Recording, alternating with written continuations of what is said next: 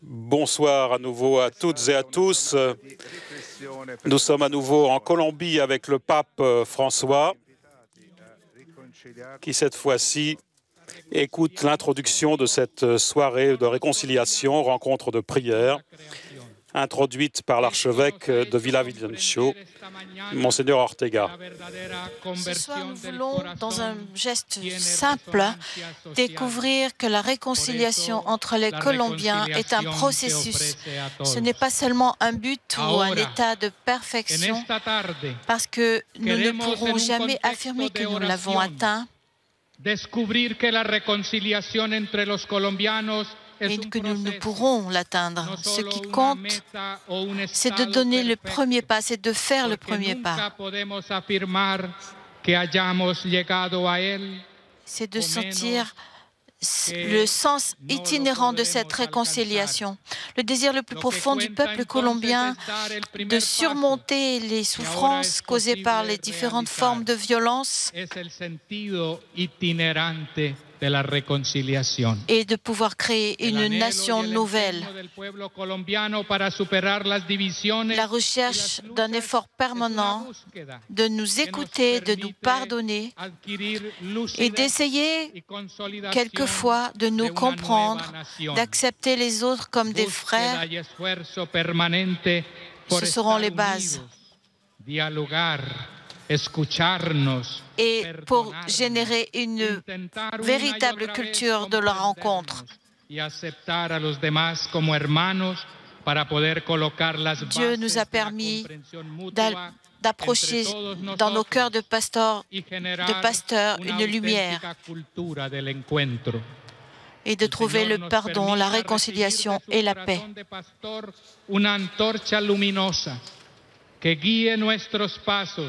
Para que todos seamos artesanos comprometidos y valientes del perdón, la reconciliación y la paz. Voilà donc pour ce mot de l'archevêque de Villavicencio pour introduire cette rencontre, grande rencontre de prière pour la réconciliation nationale.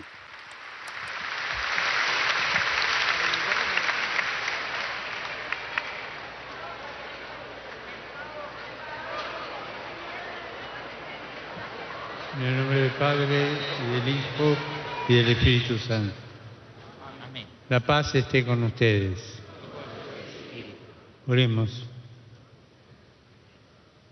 Oh Dios, rico en misericordia y fundamento de toda justicia, que concedes a los hombres un tiempo propicio. Dieu riche en miséricorde, fondement de toute la justice, qui accorde aux hommes un temps propice de réconciliation, pour te reconnaître comme Créateur et Père, afin qu'en accueillant le don de ta paix, nous coopérons avec le dessein de ta volonté pour reconduire toutes les choses au Christ, unique Seigneur, chemin, vérité et vie.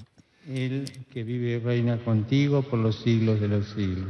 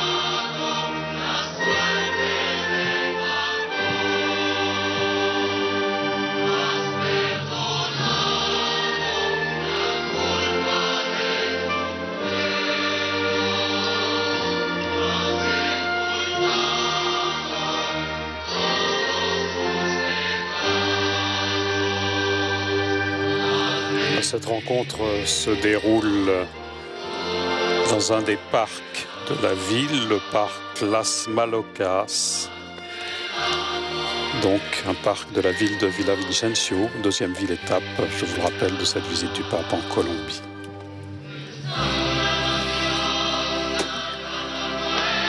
chorégraphie pour représenter la création, cet arbre, et bien sûr la réconciliation nationale, tant promue par le pape François.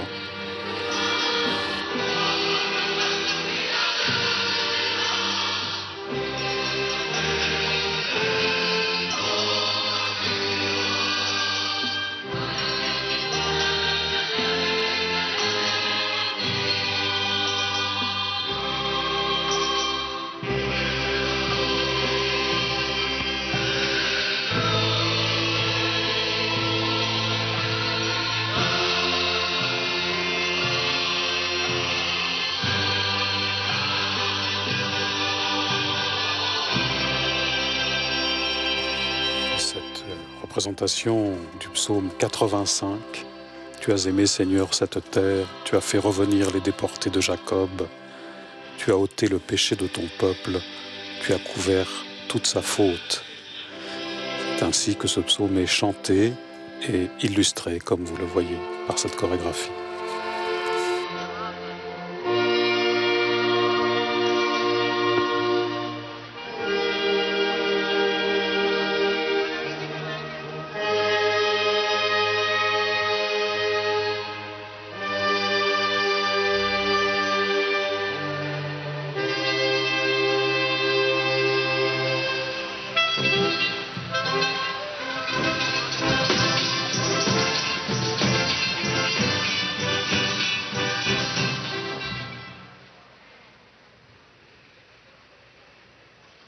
Dios anuncia la paz a su pueblo y a sus amigos.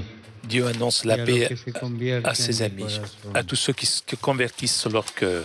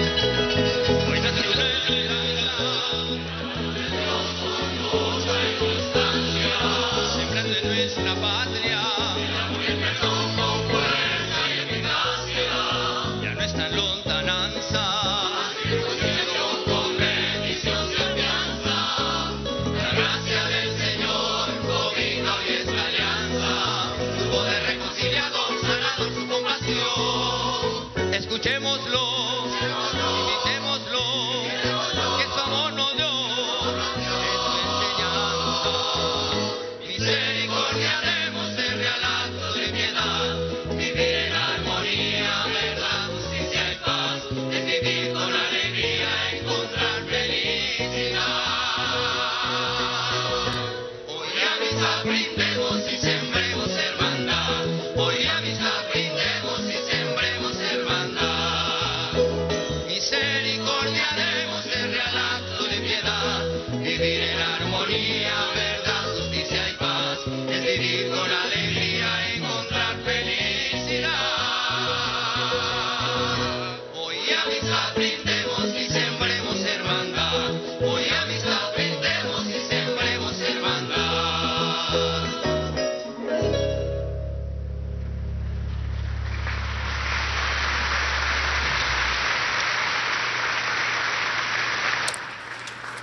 Voilà pour ce chant de paix. Maintenant, nous écoutons des témoignages des différentes personnes impliquées dans ce conflit, dans ces luttes internes. Soy Juan Carlos Murcia Perdomo. Votre Sainteté et toute la Colombie, je suis Juan Carlos Murcia Perdomo. Je suis né en 1979 à Caquetá. À 16 ans,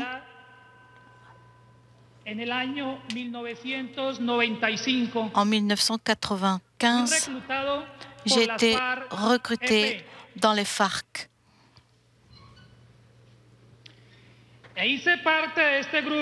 J'ai fait partie de ce groupe pendant 12 ans. Pendant la première année, j'ai perdu ma main gauche en manipulant des explosifs.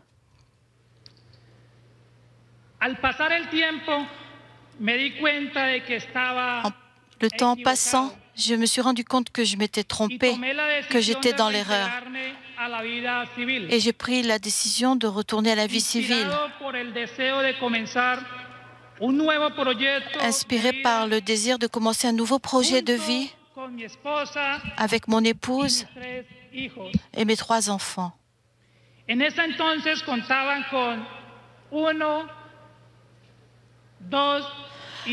ce moment-là, ils avaient 2 ans, 1 an, 2 ans et 5 ans.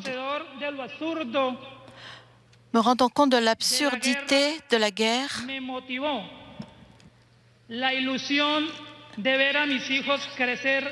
j'étais motivée. Je voulais que mes enfants grandissent loin de tout conflit armé.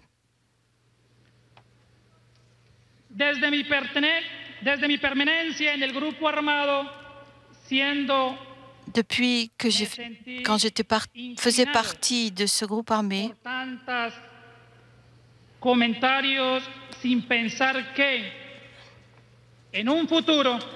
j'y étais rentrée sans penser que dans l'avenir, sans penser que cela deviendrait une de mes passions. Quand je suis revenue à la vie normale, ma passion pour les thèmes communautaires m'ont amené à identifier une des principales problématiques de ma région, qui a à voir avec l'absence d'opportunités et d'absence d'occupation dans les temps libres pour les enfants, les adolescents.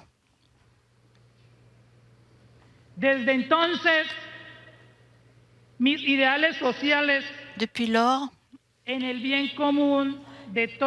je me suis engagée dans cette vie sociale pour le bien commun de tous les jeunes, pour qu'ils ne tombent pas dans l'erreur qu'un jour on m'a fait commettre.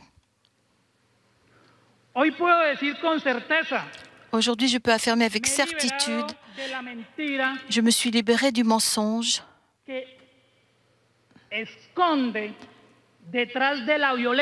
qui se cache derrière la violence. Et je fais face à la vérité, la vérité de mon histoire, en gardant une vie tranquille avec ma famille. Je voudrais être un exemple pour que d'autres enfants, des filles, des garçons et des adolescents trouvent la motivation pour faire face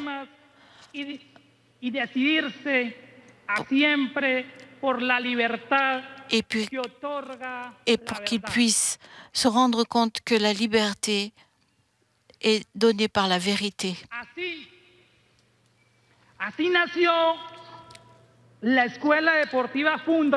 C'est ainsi qu'est née l'école de sport Fundras, une fondation pour le développement dans une ambiance saine. J'ai été accompagnant au début avec un groupe de jeunes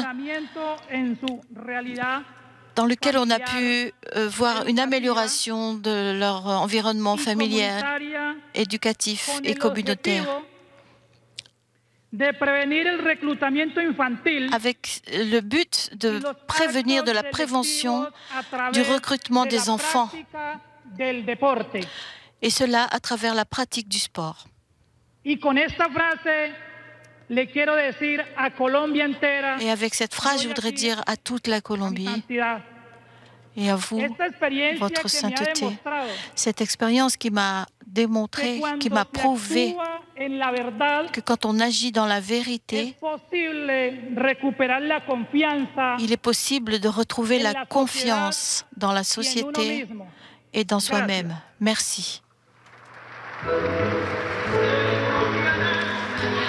Un premier témoignage donc émouvant de cet ancien membre des FARC, les Forces armées révolutionnaires de la Colombie. Vous l'avez entendu, enrôlé 12 ans dans cette organisation révolutionnaire. Il faut savoir que dans ce parc sont réunis nombre de victimes et en même temps de persécuteurs d'une façon très émouvante. Cette rencontre entre ces deux catégories du pays. Bonsoir, Votre Sainteté, et les Colombiens qui aujourd'hui nous écoutent. Je m'appelle Daisy Sanchez Rey et je viens de Santander. À l'âge de 16 ans, une jeune paysanne adolescente, j'ai été enrôlée par un de mes frères pour les Autodéfenses Unies de Colombie. Pendant 3 ans, j'ai fait partie des forces armées.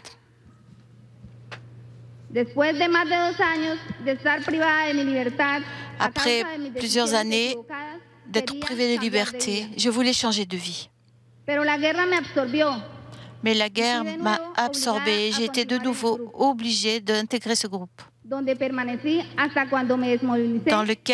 je suis restée jusqu'à ce que je puisse me démobiliser. Personnellement et grâce à Dieu, j'ai pu me rapprocher de l'Église et dans l'Eucharistie dominicaine, je trouve maintenant une orientation pour le futur. J'ai compris, par exemple, quelque chose que je sentais depuis longtemps. C'est-à-dire que moi-même, j'avais été une victime et que j'avais besoin qu'on puisse me donner une chance, une opportunité. J'ai accepté aussi qu'il était juste que j'apporte quelque chose à la société à laquelle j'avais causé grand préjudice, gravement pendant le passé. Depuis que j'ai commencé mon processus de réintégration, j'ai décidé d'être une femme persévérante, entreprenante et d'avoir une participation sociale très active, participant au processus de développement communautaire et des initiatives de paix. C'est ainsi que j'ai décidé d'étudier et je suis psychologue spécialiste des traumatismes.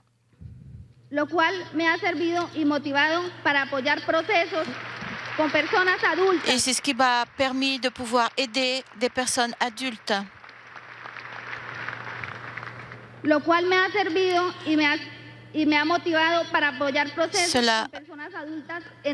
Cela m'a servi pour aider des personnes en désintoxication après avoir consommé des substances psychoactives, accompagner des jeunes pour réaliser leurs projets et les personnes vulnérables. Aujourd'hui, plus que jamais, j'ai la conviction que le mal fait par la violence peut être réparé par des actions. Je suis ici devant vous que si on peut réussir, je peux dire à ces personnes que ce processus des armes peut se vaincre. Lutter contre la guerre ne se réussit pas avec la violence, mais avec l'éducation. Il faut comprendre que les actions positives peuvent peuvent réussir à guérir des cœurs remplis de cicatrices.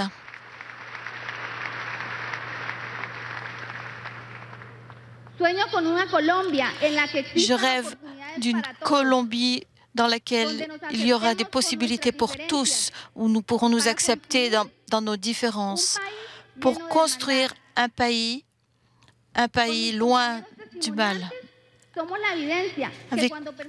Nous sommes la preuve que quand nous continuons, quand nous réalisons nos rêves avec foi, nous pouvons changer le monde. Je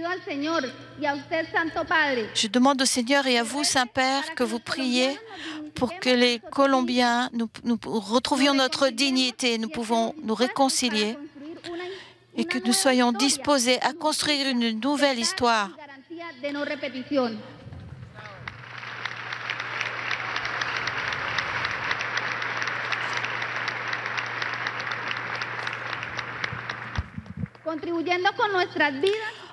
En contribuant avec nos vies positivement, nous vaincrons la guerre pour nous et pour les futures générations. Merci beaucoup. Voilà, ce deuxième témoignage donc de cette jeune fille, était enrôlée également dans une lutte armée et qui maintenant se dévoue à la réhabilitation des personnes et à l'accompagnement psychologique des victimes et d'autres catégories de personnes défavorisées, opprimées. Bienvenido a Colombia, su santidad. Colombianos, buenas tardes. Me llamo Luzari Landazuri. Votre sainteté, je m'appelle Pastora Mira Garcia. Municipio de Tumaco. Je viens de Tumaco, la perle du Pacifique, où les habitants, nous essayons d'obtenir un territoire de paix. J'ai 4 enfants, 4 beaux enfants qui me donnent chaque jour la force pour continuer. J'appartiens à l'organisation des victimes de mines antipersonnelles. Le 18 octobre en 2012, à midi, une explosion m'a causé de multiples fractures et j'ai perdu mon talon d'Achille. Et j'ai reçu des éclats dans tout mon corps. La douleur la plus grande fut d'écouter les pleurs de ma fille. Elle avait 7 mois. La voir couverte de sang fut la douleur la plus intense que j'ai ressentie de ma vie. J'ai mis plus de 2 ans dans ma convalescence.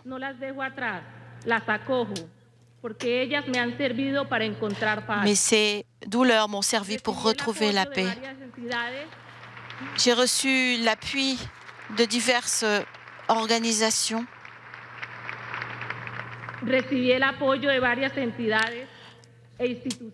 Des institutions dans les différents moments de mon processus de récupération physique et émotionnelle. Et on m'a aidé. Mais surtout, ils m'ont appris à faire respecter mes droits. Parce que nous autres, les survivants, nous ne pouvons pas toujours retrouver une vie digne pour nos familles. Et j'ai essayé de me libérer de la haine parce que je voulais sentir la paix dans mon intérieur. Je l'ai senti comme une opportunité que Dieu me donnait de pouvoir donner ma vie au service de la communauté. Dans ma communauté, le risque d'explosion est toujours très élevé. C'est pour cela que j'essaie d'informer pour leur donner des possibilités et leur donner des messages de prévention. Et avec cela, nous pouvons sauver des vies. Ce qui est arrivé m'a permis de sensibiliser et de causer de l'admiration aux personnes à qui j'ai donné ce message de prévention en leur disant que c'était possible de récupérer. Mon message aide. reconnaître le travail entre nous. J'ai appris à faire la même chose avec mes frères qui se trouvent dans des difficultés physiques ou émotionnelles et qui souvent ne veulent parler à personne après une expérience traumatique. Mais quand ils voient quelqu'un qui est arrivé la même chose, ils se sentent en confiance, ils apprennent à se libérer de la douleur et de la rancœur. Le jour où nous nous permettons de nous aimer nous-mêmes, nous pouvons aimer les autres et nous pouvons trouver la paix et la réconciliation dans notre cœur.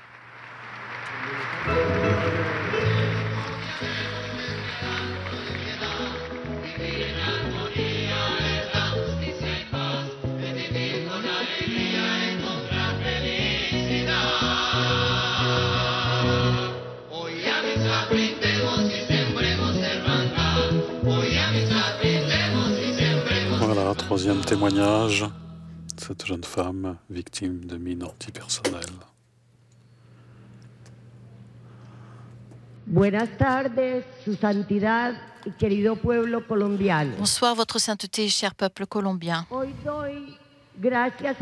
Aujourd'hui, je rends grâce à Dieu en mon nom et au nom des milliers de victimes a tener la capacidad de nombrar lo innombrable y perdonar lo imperdonable. Ceux qui peuvent nommer l'innommable et pardonner l'impardonnable. Je m'appelle Pastora Mira Garcia. Je suis catholique et à plusieurs occasions victime de la violence.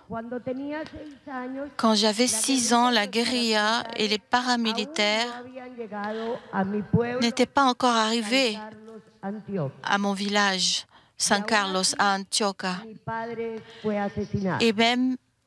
Et malgré cela, mon père fut assassiné.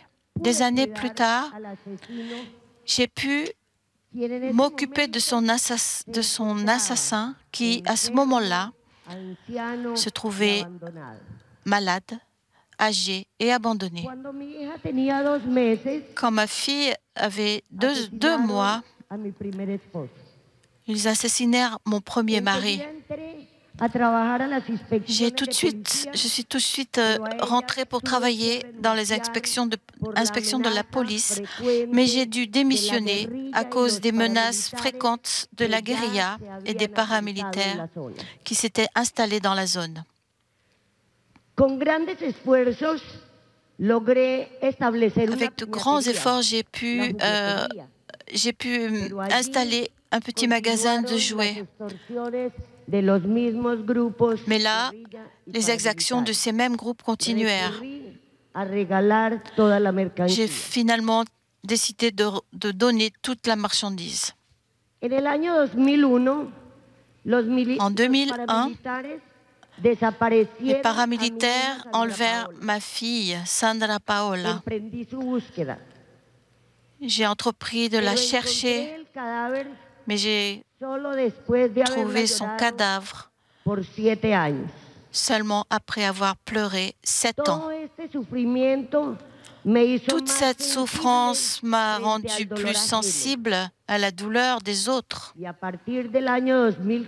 Et à partir de 2004, j'accompagne et je travaille avec les familles des victimes des enlèvements et des déportés.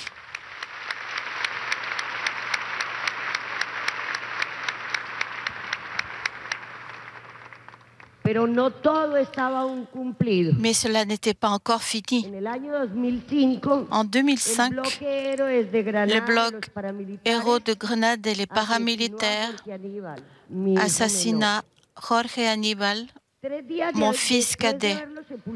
3 jours après l'avoir enterré, j'ai soigné un jeune qui était blessé et je l'ai installé dans le même lit qui avait appartenu à Jorge Aníbal. En sortant de la maison, ce jeune a vu des photos et il a réagi en me racontant qu'il faisait partie de ce groupe et qu'il était un de ces assassins. Et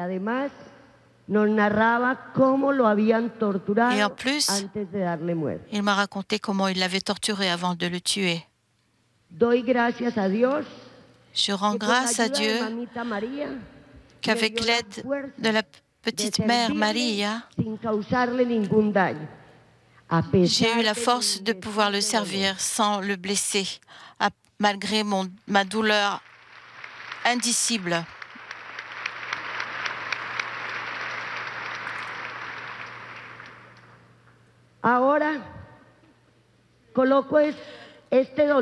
Maintenant, je dépose cette douleur et la souffrance des milliers de victimes de la Colombie aux pieds de Jésus crucifié, pour qu'il emporte cette douleur avec lui. Et par la prière de votre sainteté, se soit transformé en bénédiction et capacité de pardon pour rompre ce cycle de violence des 5 dizaines d'années en Colombie. Comme signe de cette offrande de douleur, je dépose au pied de la croix de Boyacá la chemise que ma fille Sandra Paola, disparue, avait offerte à mon fils Jorge Aníbal, assassiné par les paramilitaires. Nous la conservons dans notre famille comme quelque chose qui montre que cela ne n'arrivera plus jamais et que la paix triomphe en Colombie.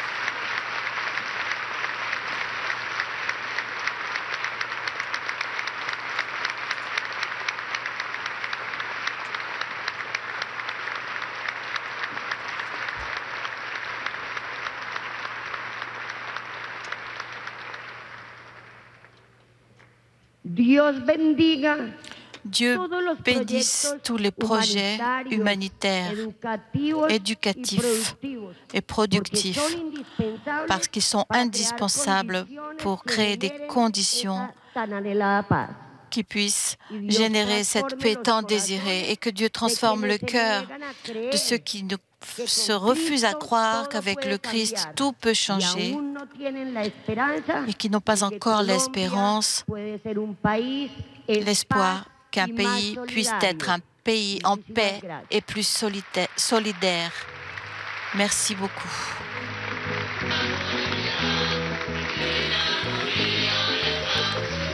Voilà pour ce dernier témoignage. Vous voyez qu'après chaque témoignage est allumé un cierge, signe de la pacification demandée et encouragée de tous ses vœux par le pape depuis des années.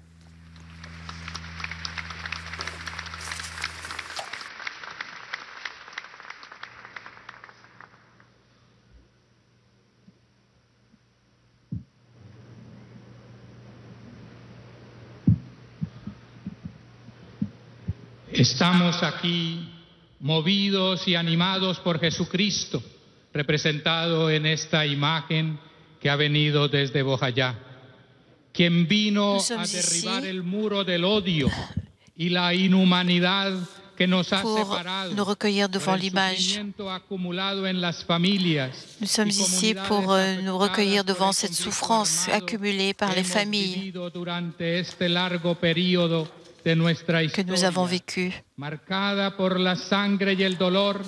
pendant toutes ces années, marquées par la sang et la douleur de plus de 8 millions de victimes à cause des combats, des attentats, les menaces, les délits contre l'intégrité sexuelle, les disparitions forcées, les déportations, les homicides, les mines antipersonnelles, les tortures, les enlèvements et l'enrôlement forcé d'enfants dans la guerre, le dépouillement des terres et la perte des biens. Nous nous mettons debout. Le geste que maintenant le Saint-Père nous invite possède une force puissante. C'est l'authentique salut de la paix. Il est toujours dirigé aussi à celui qui est loin, celui que nous considérions comme un ennemi ou un adversaire, ouvert à ceux qui ont souffert toutes ces atrocités. Que dans celui qui reçoit notre salut soit représentée toute la Colombie, que cela soit un premier pas dans la marche de la réconciliation.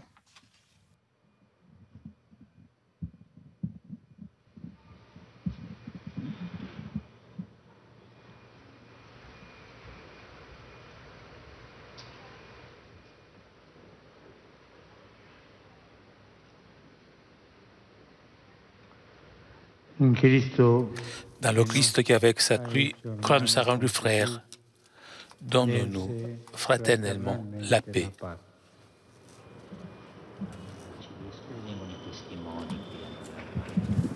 Voilà l'invitation du pape à cet échange concret d'un geste de paix entre tous les participants à cette grande rencontre de prière en ce parc Las Malocas de Villavicencio. Voilà, le pape qui rencontre les témoins également. Chacun de ces témoins, bourreaux, victimes. 4 témoignages très forts. Cette rencontre avec le Saint-Père en cette ville de Villavicencio, au cœur de la Colombie, qui restera un mémorial, témoignage à la face du monde de cette réunion entre des bourreaux et des victimes, avec cette capacité encouragée par Dieu, par le Saint-Père, à pardonner, à se réconcilier, à dépasser la haine, les rancœurs et les crimes, en demandant à Dieu cette capacité.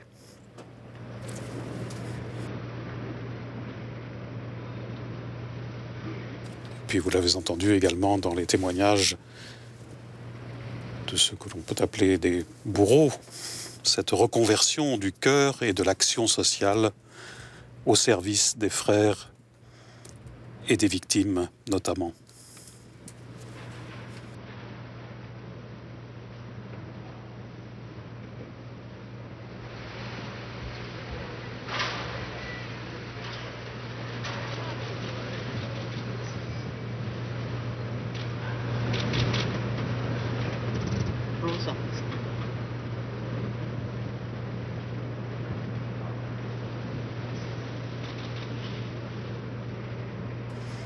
Le Saint-Père qui remet un chapelet à chacune des personnes qui lui sont présentées ce soir.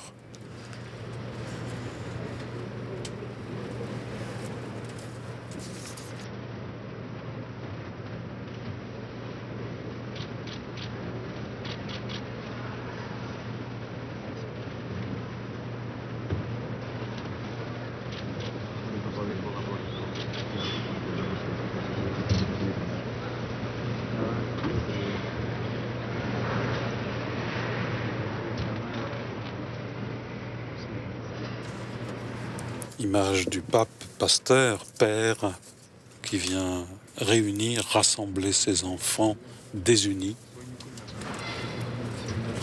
les conduire à cette pacification.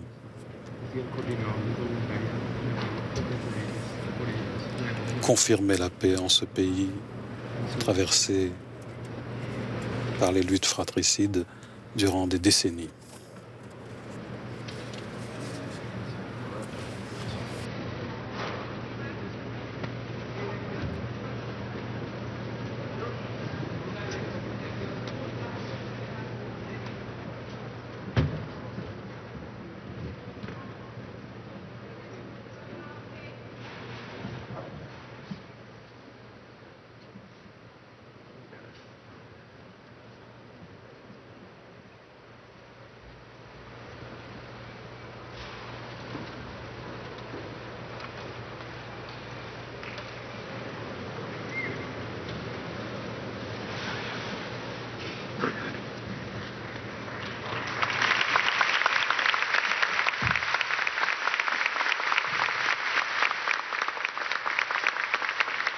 Nous écoutons maintenant l'allocution du Saint-Père à cette assemblée. Chers frères et sœurs,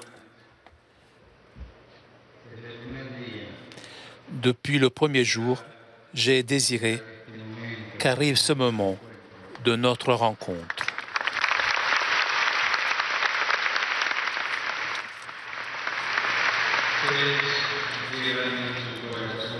Vous portez dans vos cœurs et dans votre chair les empreintes de l'histoire vivante et récente de votre peuple, histoire marquée par des événements tragiques, mais aussi pleine de gestes héroïques, de grande humanité et de hautes valeurs spirituelles, de foi et d'espérance.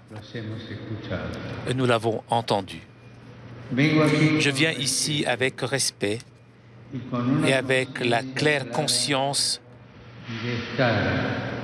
comme Moïse, de fouler une terre sacrée.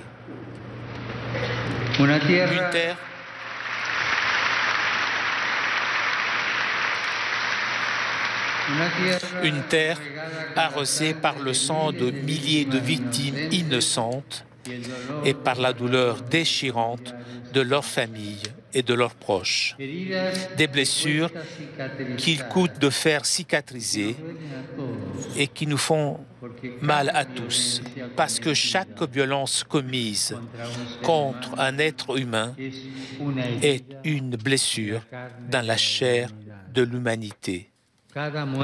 Chaque mort violente nous diminue en tant que personne. Je suis ici, non tant pas tant pour parler de moi, mais pour être avec vous, pour vous regarder dans les yeux, pour vous écouter et ouvrir mon cœur à votre témoignage de vie et de foi. Et si vous me le permettez, je désirerais aussi vous embrasser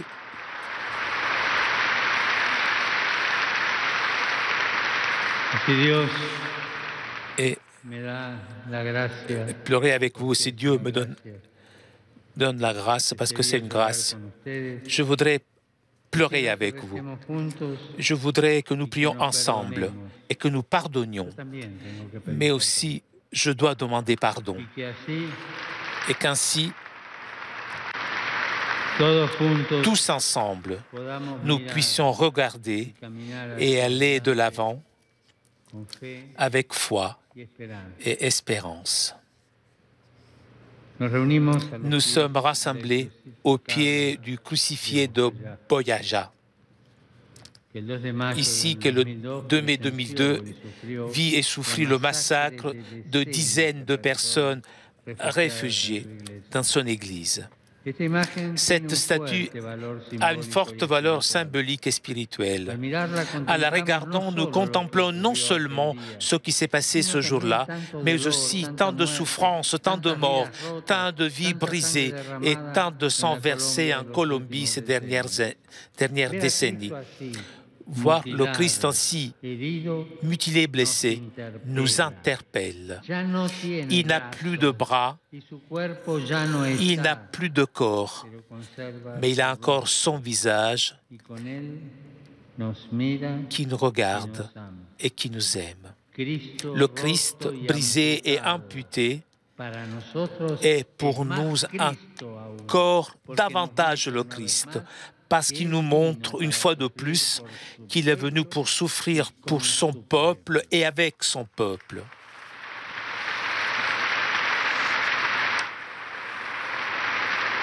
Et pour nous apprendre aussi que la haine n'a pas le dernier mot, que l'amour est plus fort que la mort et la violence.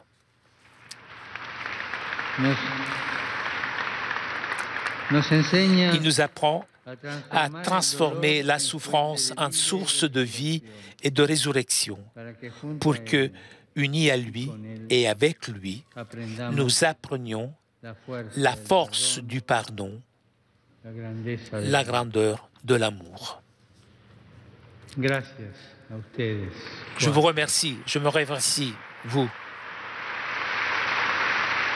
Je remercie nos frères qui ont voulu partager leur témoignage au nom de beaucoup d'autres.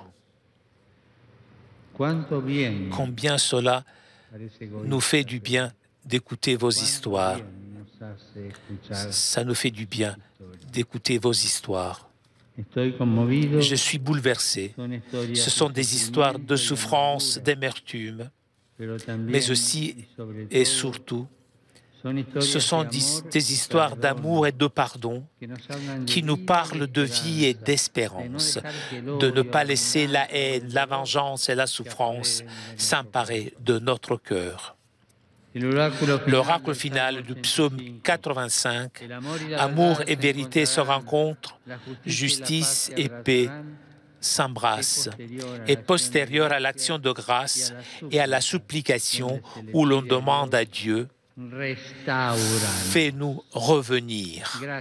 Merci Seigneur pour le témoignage de ceux qui ont infligé de la souffrance et qui demandent pardon, de ceux qui ont injustement souffert et qui pardonnent. Cela est possible seulement avec ton aide et ta présence. Cela est déjà un très grand signe que tu veux restaurer la paix et la concorde sur cette terre colombienne.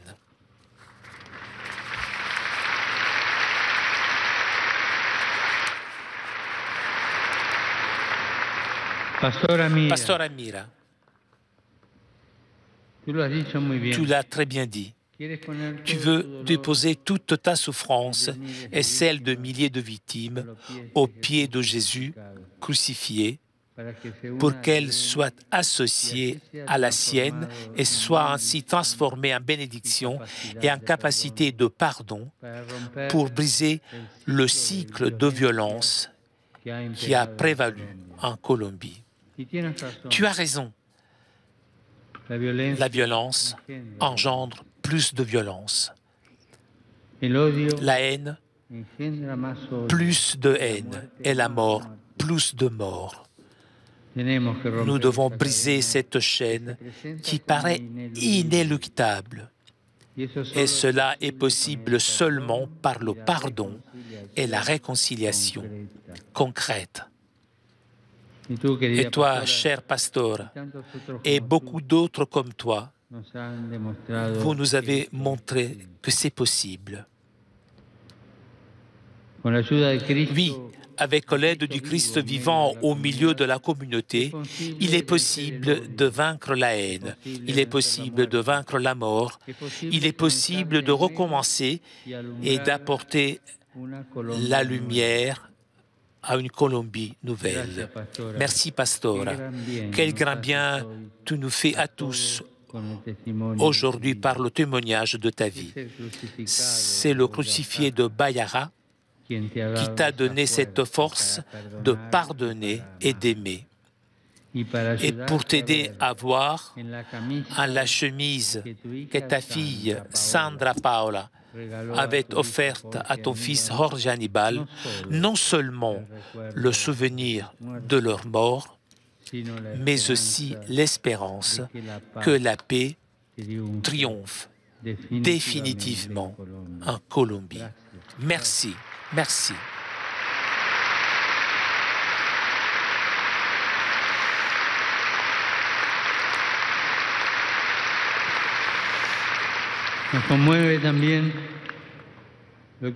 Ce qu'a dit Luz Dari dans son témoignage nous bouleverse aussi. Les blessures du cœur sont plus profondes et difficiles à guérir que celles du corps. C'est ainsi.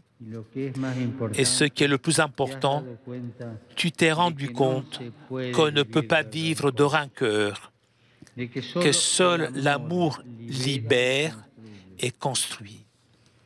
Et de cette manière, tu as commencé à guérir aussi les blessures d'autres victimes, à reconstruire leur dignité.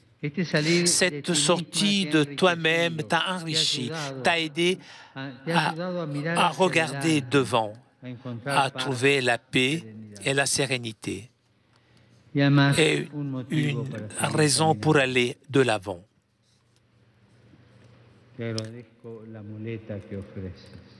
C'est ce que je t'ai offert là.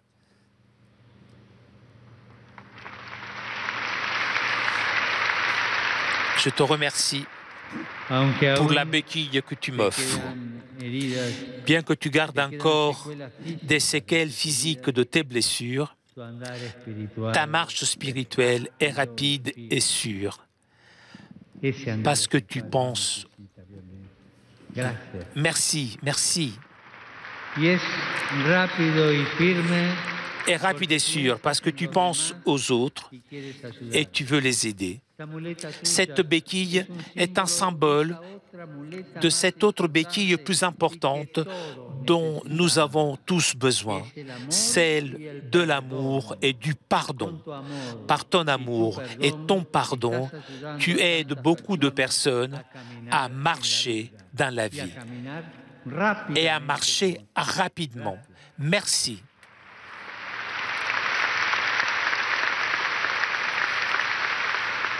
Je veux remercier aussi pour le témoignage éloquent de Daisy et de Juan Carlos.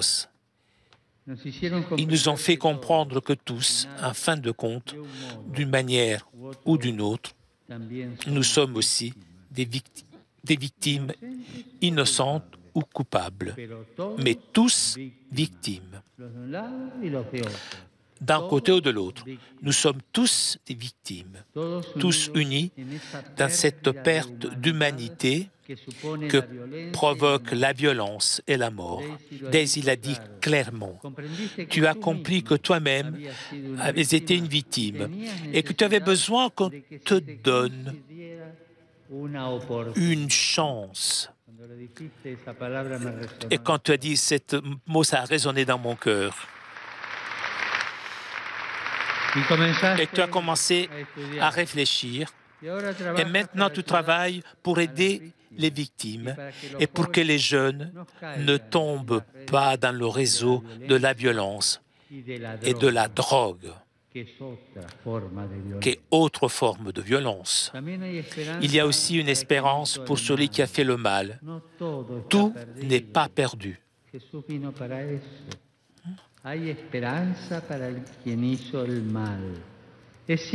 Il est certain que dans cette régénération morale et spirituelle de l'agresseur, la justice doit s'accomplir. Comme l'a dit Daisy, il faut contribuer positivement à guérir cette société qui a été déchirée par la violence. Il semble difficile d'accepter le changement de ceux qui ont fait appel à la violence cruelle pour promouvoir leurs intérêts, pour protéger leur commerce illicite et s'enrichir, ou pour hypocritement prétendre défendre la vie de leurs frères.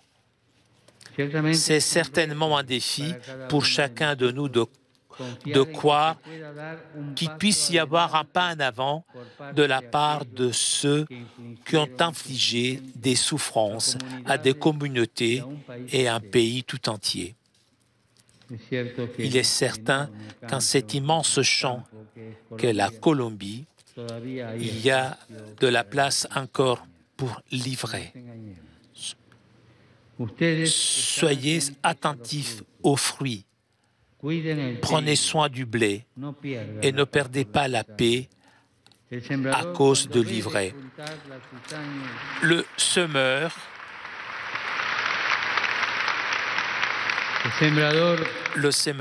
quand il voit poindre l'ivraie au milieu du blé, n'a pas de réaction alarmiste. Il trouve la manière dont la parabole s'incarnera dans une situation concrète et donnera des fruits de vie nouvelle, bien qu'il soit en apparence imparfait ou inachevé.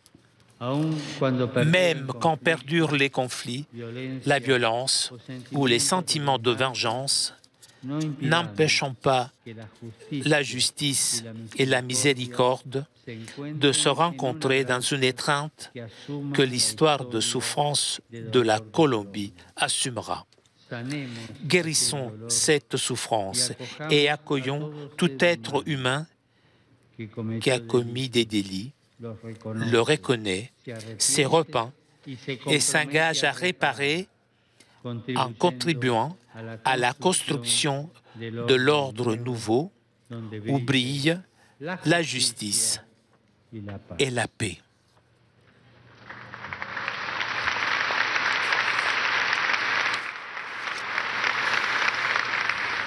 Comme l'a laissé entrevoir dans ce témoignage Juan Carlos, dans tout ce processus long ou difficile, mais qui donne l'espérance de la réconciliation, il est indispensable aussi d'assumer la vérité. C'est un défi grand, mais nécessaire.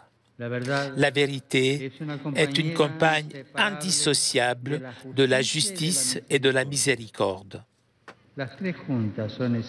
Ensemble, elles sont essentielles pour construire la paix. D'une part, chacune d'elles empêche que les autres soient altérés et se transforment en un instrument de vengeance sur celui qui est le plus faible. La vérité ne doit pas, de fait, conduire à la vengeance, mais bien plutôt à la réconciliation et au pardon. La vérité, c'est de dire aux familles déchirées par la douleur ce qui est arrivé à leurs parents disparus. La vérité, c'est d'avouer ce qui s'est passé avec les plus jeunes enrôlés par les acteurs violents. La vérité, c'est de reconnaître la souffrance des femmes victimes de violences et d'abus.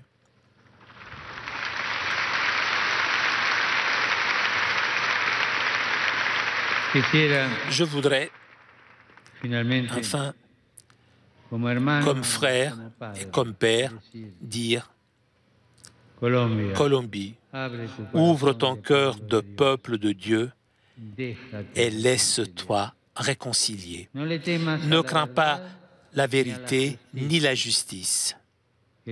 Chers Colombiens, n'ayez pas peur de demander ni d'offrir le pardon. Ne résistez pas à la réconciliation pour vous rapprocher, vous rencontrer comme des frères et dépasser les inimitiés. C'est le moment de guérir les blessures, de construire des ponts, d'aplanir les différences.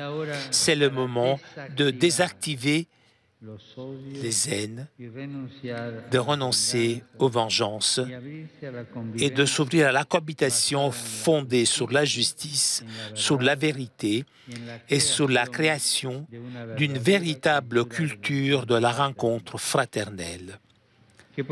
Puissions-nous vivre en harmonie et dans la fraternité, comme désire le Seigneur. Demandons à être constructeurs de paix, que là où il y a la haine et le ressentiment, nous mettions l'amour et la miséricorde. Je souhaite déposer toutes ces intentions devant la statue du crucifié. Toutes choses que chacun a dans son cœur, des histoires tristes, de douleurs, de souffrances. Je voudrais le placer devant l'image du Christ noir de Bocajá.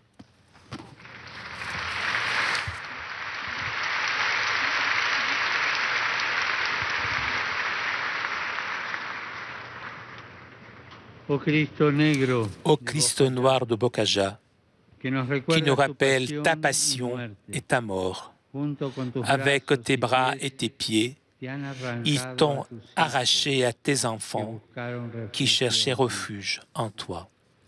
Ô Christ noir de Bocajá, qui nous regarde avec tendresse, la sérénité règne sur ton visage. Ton cœur bat aussi pour nous accueillir dans ton amour.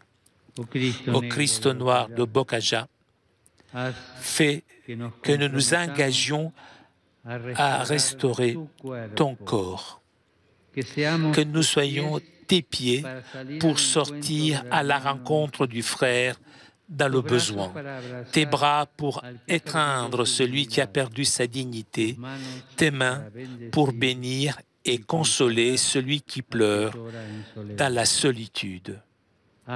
Fais que nous soyons témoins de ton amour et de ton infinie miséricorde. Amen.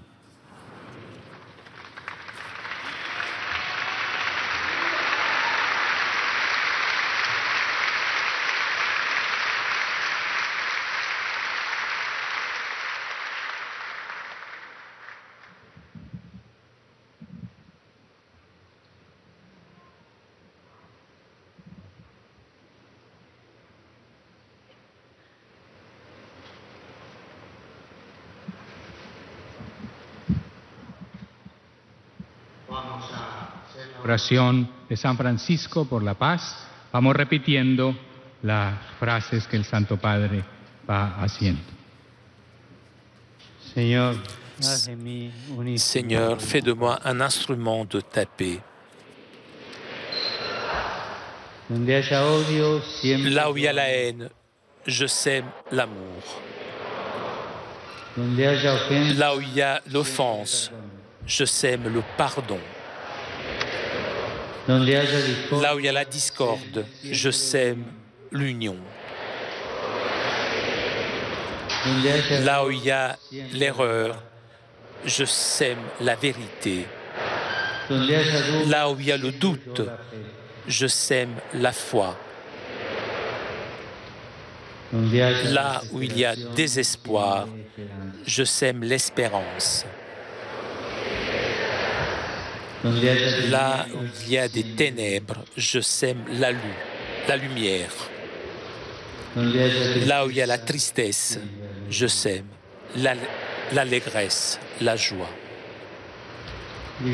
Ô divin Maître, je ne cherche pas tellement à être consolé, mais à consoler. Être compris, mais comprendre. Être aimé, mais aimer. Puisqu'en donnant, on reçoit, en oubliant, on se retrouve, en pardonnant, on est pardonné, et en mourant, on ressuscite à la vie éternelle.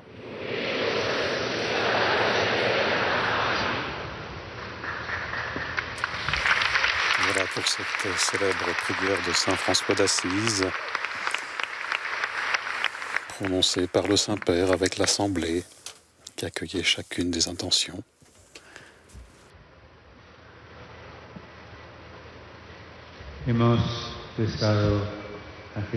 Nous avons exprimé au Christ mutilé. Avant de vous donner la bénédiction, je vous invite à prier notre Mère qui a eu le cœur traversé par la douleur. Dios te salve María, llena de gracia, el Señor es contigo. Bendita tú eres entre todas, y bendito es el fruto de tu vientre. Santa María, ruega por nosotros pecadores, ahora y en la hora de nuestra muerte. Señor esté con ustedes. Bendito sea el nombre del Señor. Nuestro auxilio está en el nombre del Señor. Y la bendición de Dios Todopoderoso, el Padre y el Hijo y el Espíritu Santo, descienda sobre todos ustedes.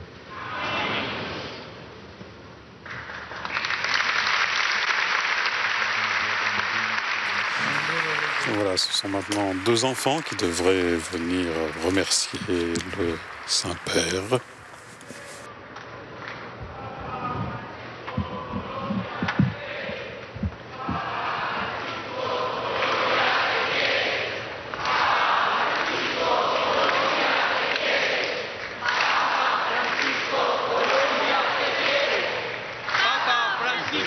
Colombia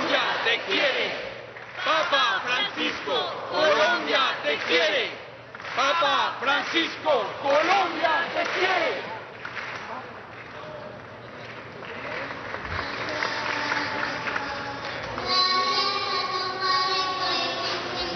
Por la invitación a construir la reconciliación en Colombia, desde la justicia y la paz. Pour la réconciliation de la Colombie, pour la justice et la paix. Gracias Colombia por este primer paso. Merci Colombie pour ce premier pas que nous donnons pour que les enfants de cette belle nation nous ayons un futur de paix. Saint-Père, nous vous demandons de bénir ces petits arbres qui seront plantés pour semer la réconciliation et la paix dans notre ville, comme un signe d'un engagement, de notre engagement pour toutes les familles et pour tous les responsables de la réconciliation en Colombie. Les enfants, les filles et les garçons, nous nous engageons à ce que ces arbres puissent pousser dans cette ambiance fraternelle de réconciliation.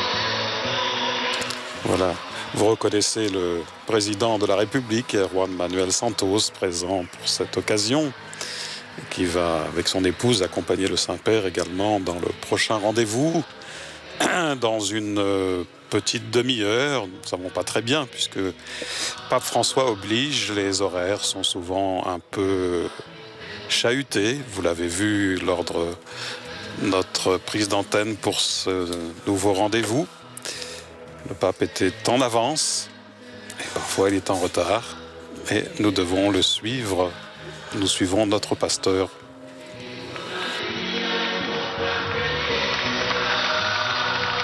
Voilà, cette grande rencontre de prière pour la réconciliation nationale donc se termine en ce pape Las Malocas.